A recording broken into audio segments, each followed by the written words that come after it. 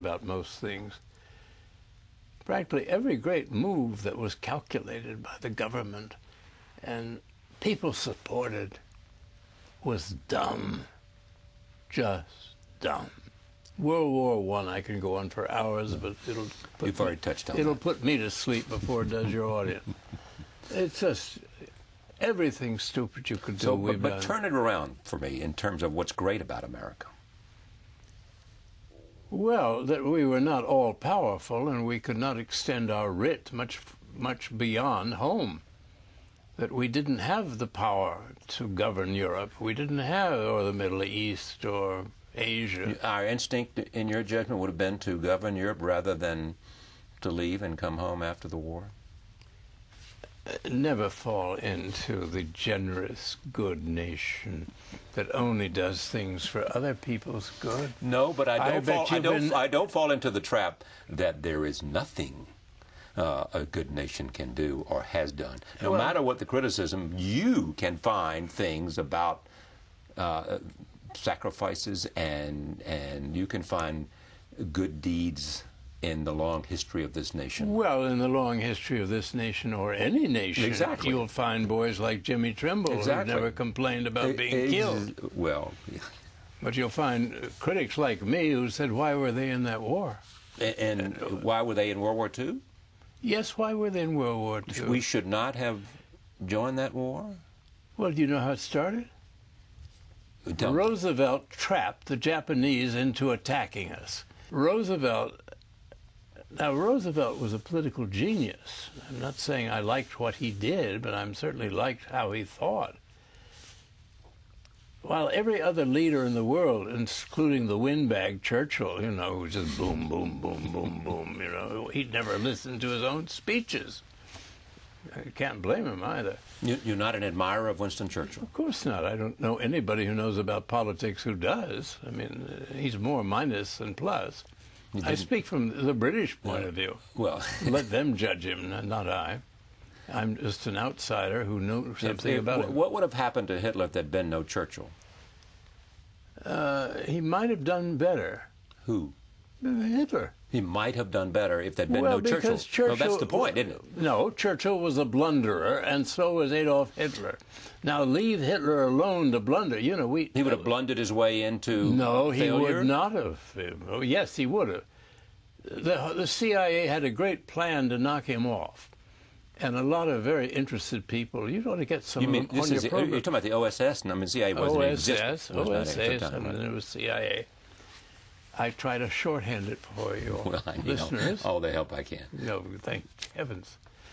And there they were, but they tried to kill him off, and finally it took the Brits, who were better at intelligence on the continent of Europe than we were. They said, leave Hitler alone, leave him alive. People said, oh, he's horrible. We've got to, you know, he's going to start killing masses of people. They said, yes, but it is his generalship that is destroying Germany, and we are taking advantage of that. And so they were told to cool it. But on a philosophical question, clearly would have been better if they'd been successful and had killed Hitler. Well, I'm not a romantic. I don't put things down to one man. That man was so good. We could have only saved him. No, that man was so bad that we should have killed him. It's the same argument. I'm just giving you two sides of it simultaneously. There he is. Hitler was a bungler. The attack on Russia was the moment that we knew that he was finished. Yeah, but I mean, Napoleon, too. This was not a first-time mistake for Adolf Hitler. They didn't ask Knapp about that. Is that what you call him, Knapp? Yeah, Knapp. He's a great guy and a wonderful bridge player. Right. I want to take this moment and just to sum up your own writing. I mean, you mentioned creation, which would be a very good place to start. What else? What are those that you are most, I want to say proud, but both looking at, admiring, and... Well, no, you write certain books for the people. Exactly. Because you know they don't know anything, or they don't know what you think they ought to know, because the schools won't teach it. Why do you think I bother to spend my life telling the story of the United States? Okay, so Washington, D.C. would be one of those books. Well, yeah, for its time and place. Yeah. creation was for those who know nothing about the 5th century, when every idea Right. that we have came along. And there was no our Lord, I may say, at work at that time. You have not changed since the first day I met you. I Not know, one I know. iota. No, I had my incisors taken out, you know. Right. And, They didn't take out your spirit. They did not take out your I spirit. gum it. I don't bite it anymore.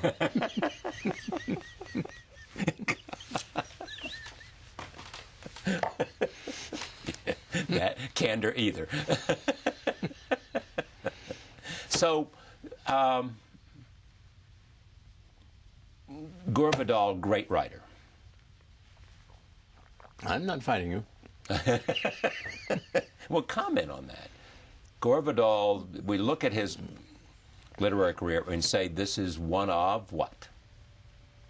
One of a few people who took the United States seriously as a subject. I didn't spend my time writing about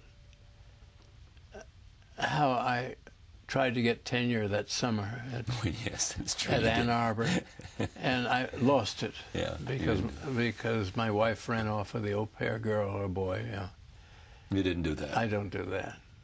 So many other people are willing to fill that gap, and I love to know about the private lives of people I've never heard So about. where would you put something like Maya Breckinridge?